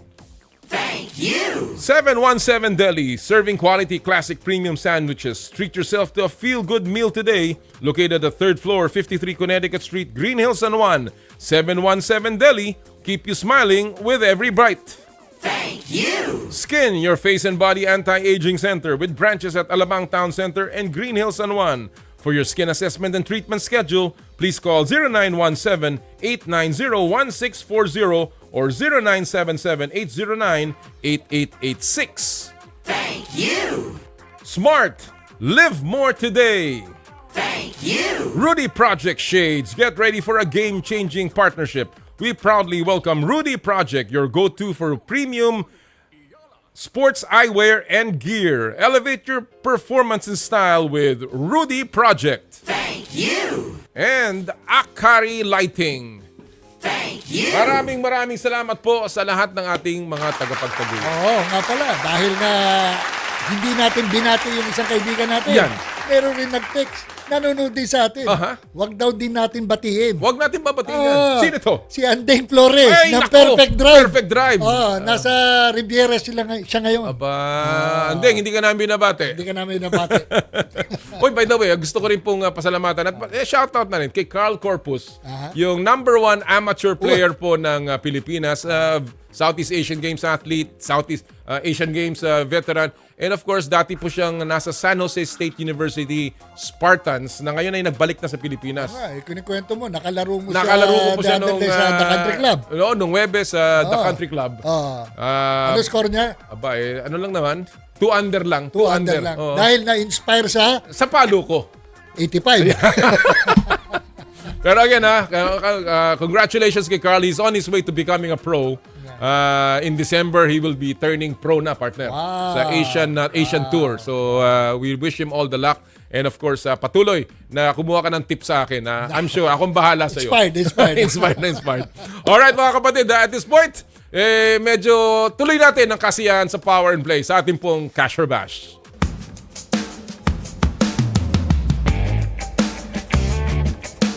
At ang Cash or Bash ay hatid sa inyo ng Cherry Tiggo, there's more to our cars. At kasama po natin ngayon ay walang iba kundi ang ating kaibigan from Spin.ph, si John Mark Garcia. Magandang umaga, John Mark. Good morning po, Kumnoli, Sir Gerard. Hi, good morning, John Mark. Solo flight ka ngayon at medyo si Luisa Morales ay nagkaroon ng konting emergency. Kaya hindi siya makasama sa atin. Again, we wish yung father ni Luisa sana ay maayos ang kanyang kalagayan doon sa kanilang konting emergency. Kaya nag-beg off si Luisa sa atin. But of course, si John Mark is more than capable. Oo naman. And let me begin with this, John Mark. Magbubukas ang dalawang college leagues today. NCAA Season 100 at ang UAAP Season 87. Sa tingin mo ba, panahon na? Panahon na para mag-merge ang mga liga? And do you think that it is possible? Parang siguro po ngayon medyo hindi pa rin po as realistic as we would want yung pag-merge po ng UAAP and NCAA, but ang nakikita rin naman po magandang signs is yung pagko-coexist ng dalawang liga. Continuing to promote college sports in all levels from the grassroots up din po, and gaya rin po nung kanina with ED, when he mentioned din po the UAAP arena na plano, back in that press con po, when they announced that, he also said na the NCAA is also welcome to use that arena din for their games and also for the PBA and PVL. So that po, and I guess many more steps in the future between UAAP and NCAA, I think it's better po for them to at least somehow work together and coexist rather than being one unified league. So that there'll be more opportunities po in different paths while at the same time continuing to promote college sports nga po and, budding our future athletes pa rin po. Oo. Whether UAP or NCAA. Well, of course, may sariling character ang dalawang liga, partner. But, ikaw, partner, do you think do you see benefits sa kanilang pagsasama? Ako, I don't see any logic for a merger. Alam mo kung bakit? Dahil there's a lot of history between these two Good point. di ba? 100 years yung isa, 87, di ba? Malaki na yung kasaysayan na talagang kapag pinagsama mo yan, parang hindi masarap na timplang chop suey. Parang gano'n. nadagdagan ng isang Ricardo na baka mag-iba ang lasa. Pero ako, I agree with the two of you. Baka hindi merger, pero baka cooperation as John Mark said. Cooperation, pwede. Even naman sa America or in other places, meron silang conferences di ba? May sariling karakter yung let's say yung Big Ten o yung sa West Coast, iba naman ang karakter ng kanilang conference doon. But they play a national championship. Meron yata yan, di ba? Parang Champions League. May Champions League. Pero iba pa rin kasi yung Champions League na parang pinagsama mo na hindi sila mismong involved yung dalawang leagues na yon. I still want the two leagues to come together and really promote a collegiate champion, no? Maybe there will be an area of cooperation sometime, but again, we're just happy for all of them, all of our athletes, all of our basketball players, and sana nga lahat yan ay suportahan ng mga Pilipino. Talking about that, no, there's one sad moment, of course, noong PVL Invitational Championship, John Mark, na yung Akari, lalong-lalo na si Ezra Madrigal ay nabu ng hustong-gusto nung finals. Of course, an offshoot to what happened do sa kanilang semifinals against PLDT. Your take on that, John Mark? Sa tingin mo ba it was justified yung nangyari dun sa player ng Akari, and of course to Akari itself, and I guess to the entire finals scene ng PVL? Well, yung treatment po na yun, I think there's really no place for that kind of environment for any athlete din po talaga. That very hostile environment. And we were talking about it nga po during the finals itself, hearing the boos that were very loud and directed po to specific players. It was like a first time din po for the PVL, at least in recent history, na mangyari po yung ganong klaseng pag-treat sa players on the court, and let alone it's a championship game. And though the emotions were still high dahil it hasn't been a week pa nga po since that semifinal game. But I think the fans' behavior there, although it's valid that they were disappointed po or frustrated nga with how the semifinals turned out, and possibly yung lapses of judgment during that semifinals game, but it will never be right po for them to really, kumbaga, bring that hatred online to the court, the venues, and we learned pa rin po na umabot pa po sa point that death threats were given to players. Kaya po, Akari arrived to the venue with added security din for the players and coaches. So, medyo nakakagulat lang din po na ganun yung extent na inabot. So, parang at the end of the day, it's still a sport lang, and it should never get as personal as that, na it's Akari's first final ever in their franchise. So, imbis po na maging celebratory pa yung mood regardless of the result, nandun pa po yung pangamba sa safety, yung risk of whatever could happen before, during, after the game. So, yun po, it should have never happened in the first place. Partner, nakakalungkot na? Nakakalungkot. Pero I totally agree, mas lalo na sa social media and death threats, di ba? Pero let's look at it on the other side of the coin, di ba? It only shows that talaga nagkakaroon na ng malaking fan base tong PBL na to, di ba? Dahil, grabe, similar to the Olympics, when every time Embiid plays, nabubu. Dahil akala kasi dapat maglalaro siya sa France. Bilang bumaliktad eh. So you can really see the reflection, the enthusiasm of the fans dun sa sport na yun. Pero, again, wag naman sana umabot sa death threats. Walang place ang violence. Walang place ang violence. Tama yan. Well, ako, I'm also very saddened by that. Of course, nagdesisyon ng PVL doon sa protest ng PLDT. They had basis for their decision. Wala namang, hindi naman to kinuha lamang sa ere. May precedents na pinakita. You may agree, you may not agree. Again, that's a matter of opinion, but they had basis for it. Everybody just moves on. It's sports, sabi nga ni John Mark, no? And we just learn to live by it. And I guess that also builds characters for athletes. Na pagka nabutan ka ng ganong klaseng mga sitwasyon, lumalakas ang character mo and you play harder. But again, for the fans, sana wag naman po. Wag naman po dahil hindi nila deserve yan. They are only players. They do their thing. Nanalo sila fair and square. Some will say na hindi dahil dapat nanalo ang PLDT. Again, hindi kasalanan po yun ng Akari. Lalong-lalo na nung player na yun. Alright.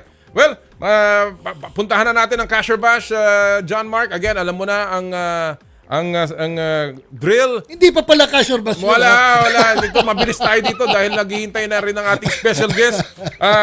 Walang tama, walang mali. Bawal ang ang judgmental. Pero of course, ang opinion mo lamang ang mahalaga. So let's begin with our first issue or topic sa Casher Bash.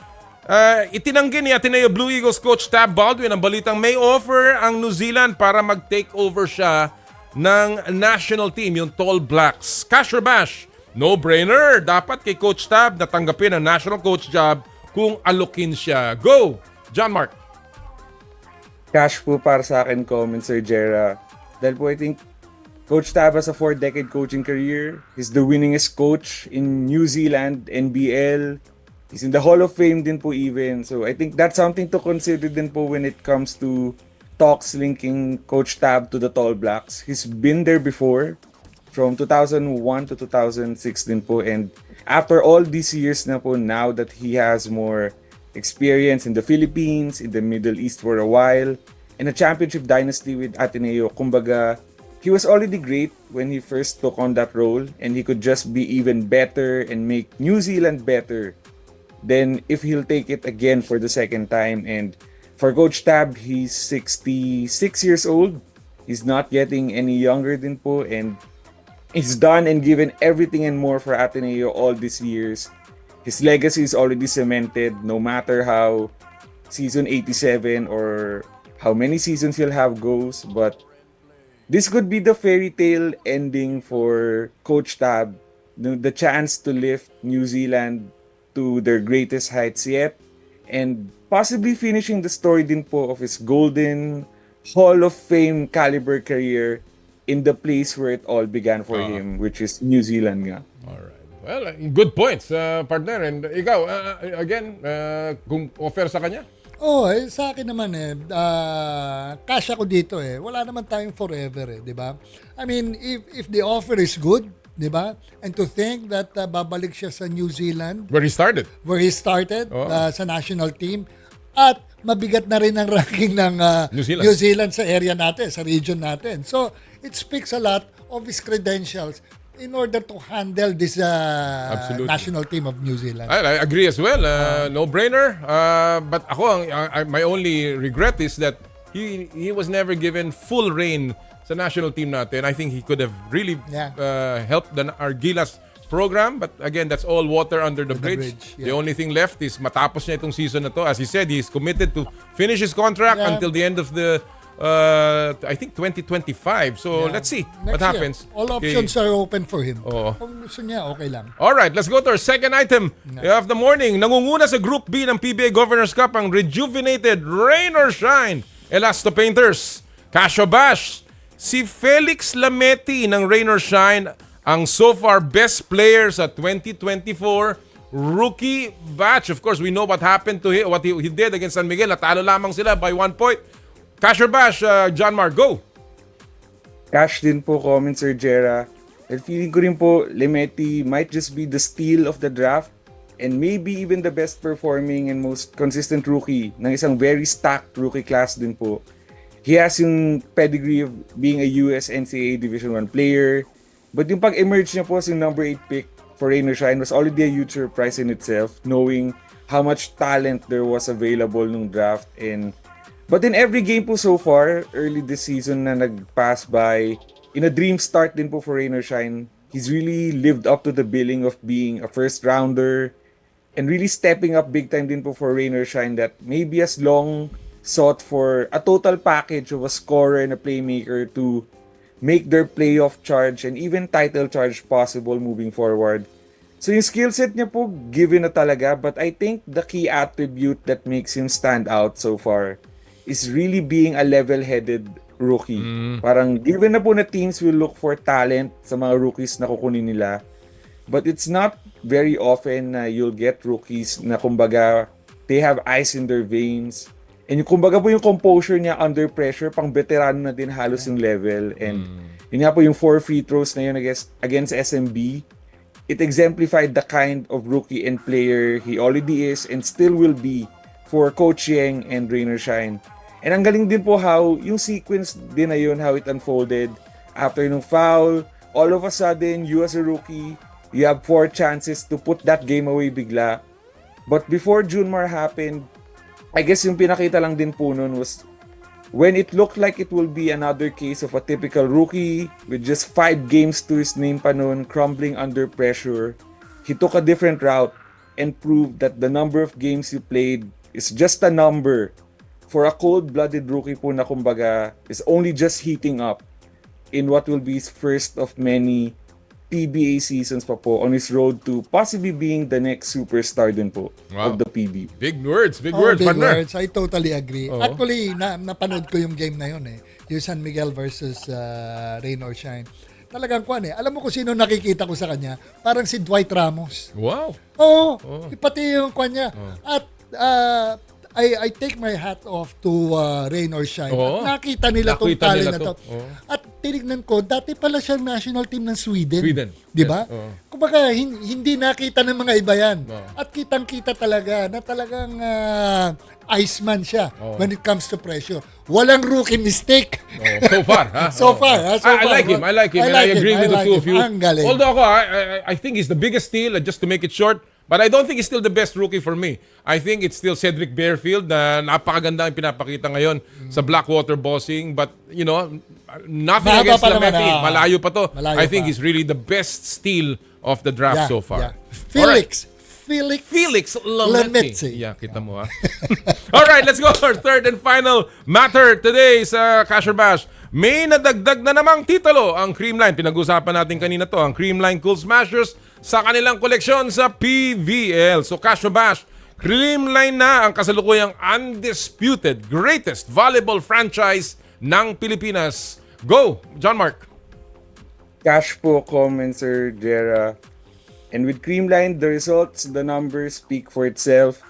37 individual awards, and they've been in the podium in every conference they've played in the PVL since 2017. So that's 15 straight conferences din po.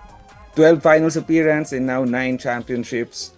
And in comparison po with the rest of the field, Creamline has 9 championships. The next team will be Petrogas with 2, Cheritigo with 1, the foreign team, Kurashiki with 1. And that's it po in terms of PVL championships. So in this ongoing conference din po, Creamline is going for the PVL's first ever Grand Slam. And the last 2 years, they were always one conference away from completing the Grand Slam, but there's always that one conference na hindi nila nakukuha just yet. And maybe by the end of the week, they could make even more history with their 10th championship and yung Grand Slam nga po. But I think when Creamline won their 9th championship earlier this week, even before they can make that Grand Slam happen, I think yung 9th championship na po yun yung parang ultimate proof of the greatness that Creamline has and an undisputed level pa rin po. They've always been known for star power, but in the reinforced conference, they did not have Alyssa Valdez, they did not have Tots Carlos, Gemma Galanza, and Gia de Guzman. But some way, somehow, Creamline still found a way. They lost their opening game, but they had, kumbaga po, a new big three with Michelle Gumabao, the MVP, Bernadette Pons.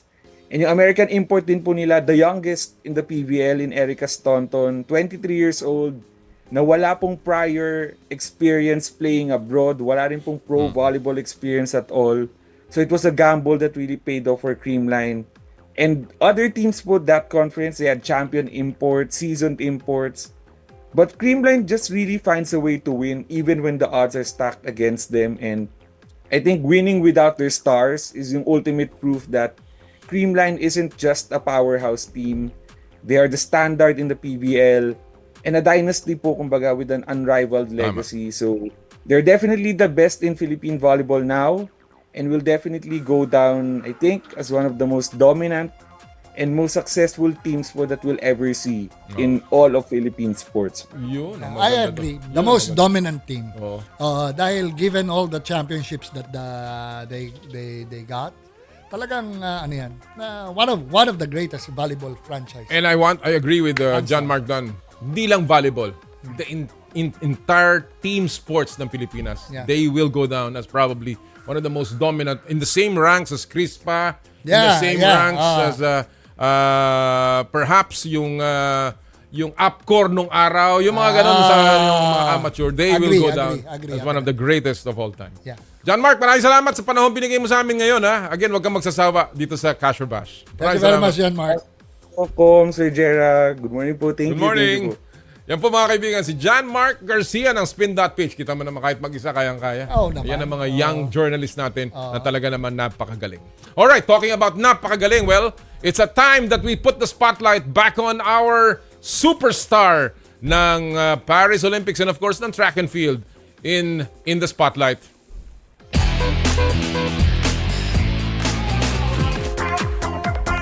Siya po ang ating pinagmamalaking world-class pole vaulter. And of course, he's still on his path to greatness. Kasama po natin ngayon, walang iba kung hindi si EJ Obiena. Magandang umaga, EJ. Thank you for joining us. Good morning po. Good morning, EJ. Well, you know, EJ, I know you're in Manila. It's good to have you back in the Philippines after a remarkable journey. I saw you dancing in Boy Abunda's show, maybe yung sa trending topic na maybe this time. Hindi kita papasample EJ ngayon. Thank you. But you know, I just want to see, obviously that you're enjoying yourself back in Manila. In fact, in your IG, nabanggit man, I want to begin with this, how special it is being back home in the Philippines. Obviously, you're looking more relaxed. What does coming home to the Philippines mean to you, EJ? In terms of soothing you and comforting you in this time?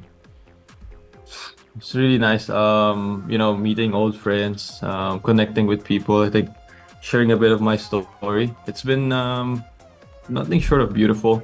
I think it helps, we talked a while ago or yesterday. I can't really do much, so this definitely keeps my my mind kind of occupied but of something else. Oh, and just as an intro here, despite what you've discovered overseas, all the success, all the people you've met, more or less you've already grown roots sa Italy and in Europe. At the end of your career, do you see yourself settling here? Dito pa rin? Never know. Right now I know I'm very motivated in pursuing or promoting the sports here and making sure that it's accessible, because I see an opportunity that it's pretty hard to replicate. We're an all-time high interest in all the sports, not the mainstream sports, and hopefully I'm able to provide somewhat of help that we can, to have yung mga facility po. So if a kid in Davao wants to try it, he'll be able to do it. A kid in Visayas is able to do it. He'll have a facility to do it. And with that, I think we'll bankroll on this, and we'll have more Carlos Yulo, we'll have more Heidelin Diaz, and with that, we have more probability of winning po. And more EJ Obienas. Yeah, and more EJ Obienas. No, that's true. Kakaiba to no? Being you as the world number 3 pole vaulter ever na Filipino na pole vaulter, di ba? So it gives great motivation for future athletes to take pole vaulting. Oh. Oh. And the pathway that you've shown towards success. But I wanna focus a little bit now on the injury. You've canceled all of the rest of your competitions in Europe. You've canceled also yung ating dapat na pole vault event dito sa Manila in an announcement that you made on IG. So let me first ask you, what is the nature of the injury, EJ? Kamusta ang pakiramdam mo ngayon? I don't necessarily feel a lot of pain. Ano lang po, very minimal pain. The problem is there's a stress fracture on my L5 vertebra, which, if it's Olympics, then we'll keep going, but we need to make decisions not based on our emotions, but with our wits in mind. The smart thing to do right now is buckle down and take it easy, focus on the next season, and try to let the body heal so that it can do. If without our help, I think in any field, we can do much. We're very limited. So that's what my coach believes, and I trust him. And that's the plan. That's what I'm trying to do. 3 weeks of recovery, then it should be healing. I'll get another test to make sure that everything's all right, that I can push my body again to its limits. You made this announcement after a couple of events post Olympics, EJ, obviously. But can you categorically now say that when you played in Paris, when you competed in Paris, you were under already this condition and feeling that pain? Ganun ba yun, EJ? Yeah, because I was so we tried to fix the problem around April or third week of April, more or less. I burned a week, so I can't train. The doctor said, okay, you need to let this treatment do its thing. It's a week, but then it worked, and then I broke a pole in Ostrava and another one in Oslo. My back spasmed again. I was like telling Vitaly, I don't think I have a week to burn now. We're going into Paris. I think we need to do some kind of, not the best solution for my long-term health, but the solution that would allow me to step and take part in Paris Olympics. And that means, a numbing pain. We know it. I think everybody knows it. This doesn't fix the problem. It just doesn't give you, the sensation of that pain so that you can do what you need to do.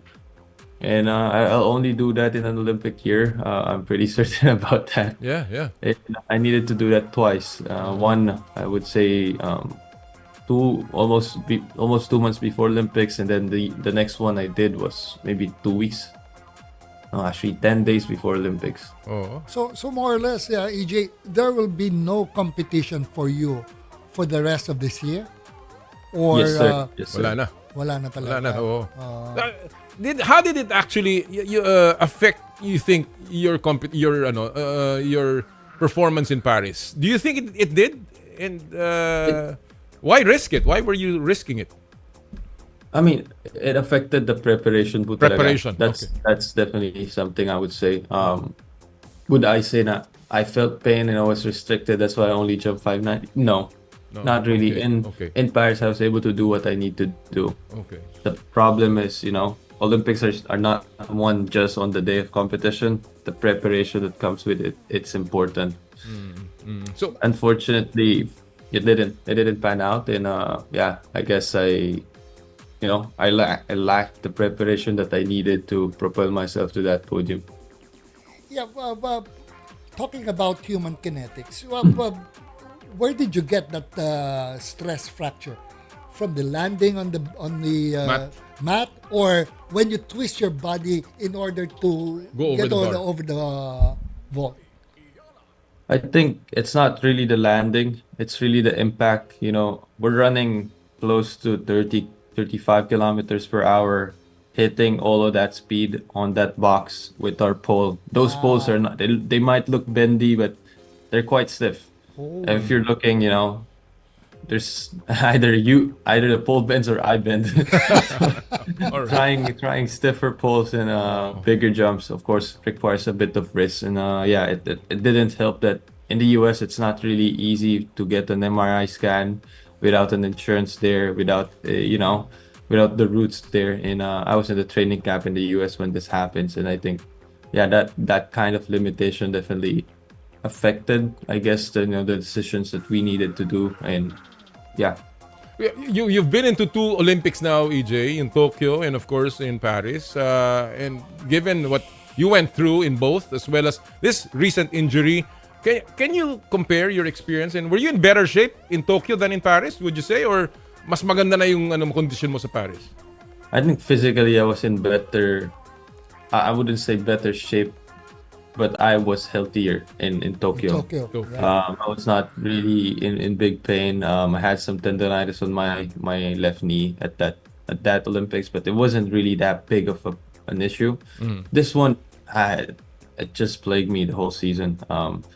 I can count ilang beses lang po nakatalon nung this year in training that I didn't stop because of the spasm. It was 5, and normally in a week I jump twice. So if I'm counting, that's very little. Like the amount of training that I was able to do, the specific work, especially pole vaulting. It's it's very, very puny compared to the last few years po. Let me go to one of your partner. Binabasa ko yung IG post ni EJ. He's a very social media savvy person, and of course he communicates a lot of the things that he feels on social media. And one of the things you mentioned in your social media post, EJ, is the measure of a man or woman is not a singular event, not the Olympics, but a cumulative or collective measure over time. I'm not measured by this, and you're going to see more of me, sabi ni EJ yan, no? So if this is the case, EJ, let me just pick up from that. What grade do you give yourself this year, given all your successes pre-Olympics and all the frustration, or at least the frustration in Paris? What kind of assessment and grade do you give yourself? I think it would depend. Are we gonna say just overall performance po, or are we gonna say, hey, considering everything that's been happening? Considering everything that I guess, in your own estimation, sabi mo nga, you're not measured by just one event, but a cumulative series of events. So in that case, how do you assess yourself? I'm proud of my team. I'm proud of myself. I think if you asked me 2 weeks before Olympics, would I make it a final? Am I confident enough to go? And what are our chances realistically? I think the whole team was worried. My coach was telling me, we're just gonna try and stay and keep the hope, hold on to it, and really try to fight for that. I'll grade it up pretty high. Not perfect for sure. Maybe I'll give it a generous B, I guess. Oh wow, baba pa rin for pero still yung talagang high standards, no? Given everything that you've done, EJ, wow. B pa rin yun. B pa rin. Well, okay. So do you think a medal in LA trumps anything that you will be accomplishing or you have accomplished? It depends. It depends what I'm going to be doing this couple of years. I don't... 4 more years. Of course, I'd love to have that. But, there's... Track and field is not a 4-year cycle. That's the Olympics. We have world championships. We have diamond leagues. We have the circuit. We have the world ranking every year. We even have the all-time list. And right now, I'm at 26 in the history of the sport. And that's something I wanna improve on. I really want to be the best athlete my coach has ever trained, and that's a big shoe to fill. But I think I am capable of doing it. We'll see how the next couple of years gonna be for me. Hopefully less injuries and more positive things. Yep, for 2025, anong tina-target mong big international competition for next year? I have 2 world championships. So one is in March, which is the World Indoor Championship in Nanjing. And then the next one would be in Japan, which is the World Outdoor Championship. So those 2 are quite important. And I think if you medal in those, and that's I've not won much in indoors. I've always been an outdoor kind of guy because my coach is always focused on that. Hopefully this year we'll change that. How are you treating your injury then? In preparation for 2025, ano ba mga in-specifies you na treatment for that injury? So we're doing magnetotherapy. It's a machine. Basically, you don't feel it. There's nothing. There's not tense. It's weird. It makes this sound like this, but it basically Ultrasound, parang ultrasound, parang ganon. Not exactly. Ano lang po siya, parang you put it near the area you want to promote bone healing. Okay. So, Deep penetration, you know, hindi mo nararamdaman any yan. fracture, it takes time lang po talaga. So, I need to make sure that the bone heals before I push anything. So, that's where I'm at. How different will be your next 4-year cycle, EJ, from the past 4 years preparing for Paris? Is there something that you want to do differently? Definitely, there's a few things. Good thing now we have facilities in the Philippines. Ayala's been helping me put that up. A facility where the stadium is beside your billeting, and where you need to eat, and high quality meals are also within that facility. And then you have your physio, you have the gym, all within a 5-minute walking radius, I guess. So with that, I hope I'll be able to convince my coach to have more preparations and more trainings here in Philippines. And with that, I get to have, I guess, the best of both worlds, where I can stay with family. When I miss home, I could, but I can still isolate myself and be able to train at the highest level in Vermosa. Well, sabi nga natin, because of your injury, you've canceled a lot of your competitions, but there is something coming up for your fans in Manila, EJ. And can you tell us a little bit about this event that will be happening? It's a meet and greet, but I would say it's a little bit more than just that. So we have an expo. It's something that shows ano po ba yung pole vault, ano po yung ginagamit namin, and hopefully we'll be able to give everyone who watched the event in TV a good reference on how high is 6 meters actually. Gano'n ba kataas talaga yung 6 meters, and is it actually something amazing or beautiful to watch? Then we'll have a few more athletes there. We'll of course banter and have discussions and understand and probably discuss a few things about our sport, our all individual events as well. And then I'd love to meet everyone there as always, and would love to have interactions and hopefully see some kids and give them something to take back home and think about. Alam mo, napaka-importante niyan because talagang if you want to promote something, you've got to see it in actuality. Eh tayo sa Pilipinas, we have not seen a world-class pole vault event. And particularly a world-class athlete like EJ. And yung 6 meters na yan, partner, that is 18 feet at least, no? EJ, tama? Close to 20 feet actually. Close to 20 feet. Kaya hindi pwede yung mga nasa Muntinlupa. Hindi pwede. Baka mag-over dyan, over the backward eh.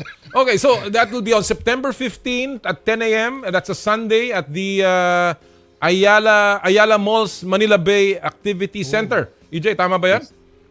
Yes po. Will they have a chance to have like your autograph or something like that? Yeah. Will this be outdoor? Will this be outdoor? Indoor po, inside the mall po. So kahit umuulan, kahit umuulan, bumunta po kayo dyan mga kapatid. EJ Obiena's hangout, no? Anong title September ulit? 15. Oo. I'll post it again. Mamaya ipapost natin. High flying hangout. All right, that should be very, very interesting. EJ, I know you have to. You are very busy. You got a lot of things, but I want to ask you that this is my final question. You mentioned again in your social media post that you call this the golden era of sports. With Heidelin Diaz winning a gold in Tokyo and then 2 gold medals para kay Kaloyulo dito sa Paris. You have been a part of this, obviously, this golden era of sports as you have described it. But how do you want to be remembered in this era that you have described, particularly since you're still on your way to achieving what you ultimately want to do? I've not really think about this. I think a lot of things need to be pondered upon to say what would I want to be my legacy, I guess. Right now, I'm just doing, again, same answer, I guess, last year. I'm just doing everything that I think is right. And trying to, really invest on the next generation of athletes, because I'm not here without Lydia De Vega. I'm not here without Elma Morris. I'm not here without, all these greats. And I just hope that the way they inspired me to be where I'm at now, hopefully I'll be able to do that to a couple of kids. And with that, I think, we can have...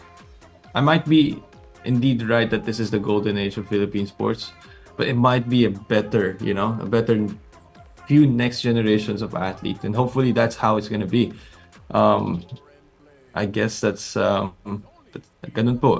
That's how I see it.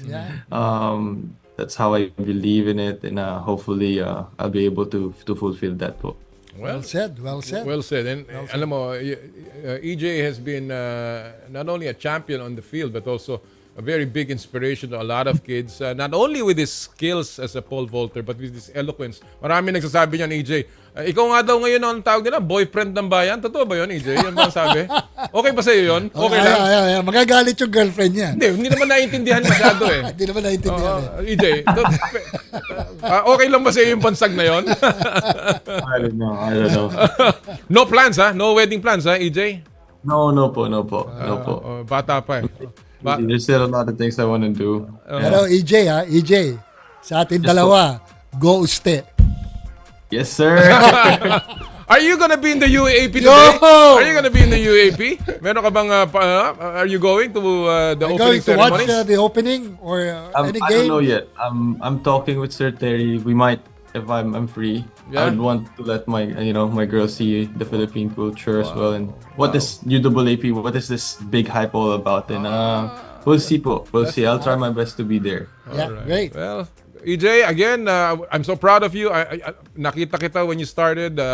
You've always been there, and I've seen how you have remained stable on the ground, and of course, very humble in your accomplishments. Keep inspiring people. As I always tell you, that is your bigger role right now. You're really inspiring so many of the Filipinos. Maraming salamat po. All right. EJ, maraming salamat and enjoy the rest of your stay in the Philippines. We look forward to your competitions next year. Thank you very much, EJ. Thank you so much po. Have a good day po. Mga kaibigan, ang ating pong Olympic or Olympian. In my heart, he's always going to be an Olympic champion. EJ Obiena. Marami na nagawa. And obviously, alam mo, ang kagandahan sa kanya, he really is very determined, very focused, and he understands his place in history. Tsaka maganda dyan, yung katulad ng sabi niya, wala siya kung wala kila Lydia De Vega o kila Elma Moros. Ganon din eh. Kumbaga, gusto niyang ipagpatuloy yan as an inspiration to future Filipino athletes who would excel in their chosen sport. Marunong tumanaw eh. No? Marunong lumingon din sa pinanggalingan. Yeah. And kaya naman talagang he deserves all the success that he is now getting. Alright mga kapatid, bago tayo magtapos, syempre gusto po naming i-announce lahat po ng mga nanalo sa ating mga promos mula sa Joyride. Una natin yung top-up promo na mananalo po ng e-wallet credits. Ang mga nanalo po ngayong araw pong ito, Roselyn Olaso, si Joey Arias, Julian Songsong, Rain Sabiniano at si Jeffrey De La Cruz. Congratulations sa inyo lahat. Kayo po'y nanalo ng 1,000 pesos e-wallet credits para po sa inyong MC Taxi, Joyride Delivery at iba't ibang services pa ng Joyride. At ang nanalo naman po ng Joyride Limited Edition Aqua Flask, si Christian Kenneth. Siya po ang ating Joyride passenger at ang kanyang driver partner ay si Jason Dungog. O yung mga nagmamotor, ingat sa madudulas na kalye. Hindi, sa bagay ngayon medyo maaraw na, pero mag-ingat pa rin. Mag-ingat pa rin sapagkat of course alam natin ang kahirapan. And by the way, marami pa rin nangyayari po mga laban. Yung si Rian Maliksi is competing in the Asian Pacific Amateur Championship. I think she is in the leaderboard right now. At ating pong ipagdasal, tinututukan natin po si Rian Maliksi na lumalaban po. Ang PVL Invitational ay meron ding nagaganap ngayon na mga laro. And of course, patuloy po ang PBA I think they have an out-of-town game yata today. Parang gano'n. Sa Davao yata. Davao, sa Panabo. Panabo. Oo, Magnolia yata yon, Magnolia Meralco. Maglalaban dyan. Yan. Sapagkat nakita ko binabati ko mga tiga Zamboanga, si Pete Alfaro. Na yung anak niya, si Pete Alfaro Jr. yata, naglalaro ngayon sa Magnolia. Kaya nakakatuwa because ito po yung mga kasama natin sa SBP na talaga namang tumutulong sa basketball sa regional competitions, partner. Kaya again, tutukan po natin at suportahan natin yung mga maglalaro mamaya sa Davao. Speaking of Davao, meron rin nanonood, nag-text lang sa akin. Yan.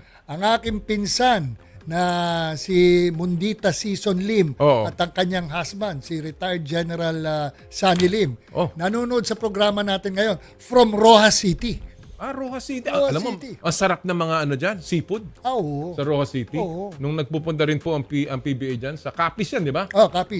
Napakasarap talaga yan. Yung mga alimango, ganyan lang yan. Yung ano pa lang yan, yung mata pa lang yan. Mata pa lang yan, kaya malalaki alimango dyan. Nga pala, yung SPC basketball team na nanalo ng NCAA South, San Pablo Colleges po yan, Ravens basketball team, papunta ngayon ng Boracay. As their championship bonus. Hindi po sa bulsa ko yan, sa bulsa ng kapatid ko.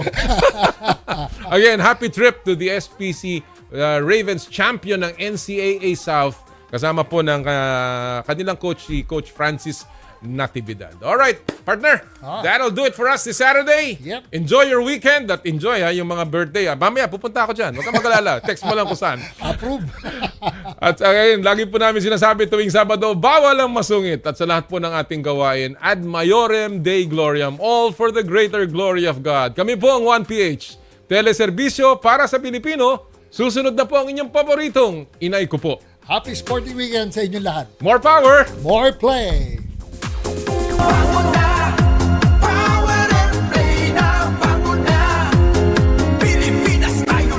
Sa kapwa ko Pilipino, ipagmalaki ang galing na meron tayo. Ilantad ang likas nating talento at magdala ng saya sa mundo.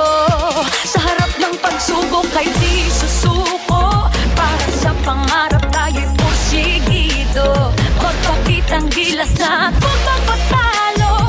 Ipag-iwang natin ang Pilipino. Yan ang Pinoy. Mula noon at hanggang ngayon, talento natin ang bida. Mula sa simpleng bakuran hanggang entablado natin ipakita. May pagsubok man ng Pinoy, pinalalakas ng saya. San man tayo sa pulo, Chumbe, Sibay, Lakay, Amiga. Sama-samang pakita ang galing natin katropa.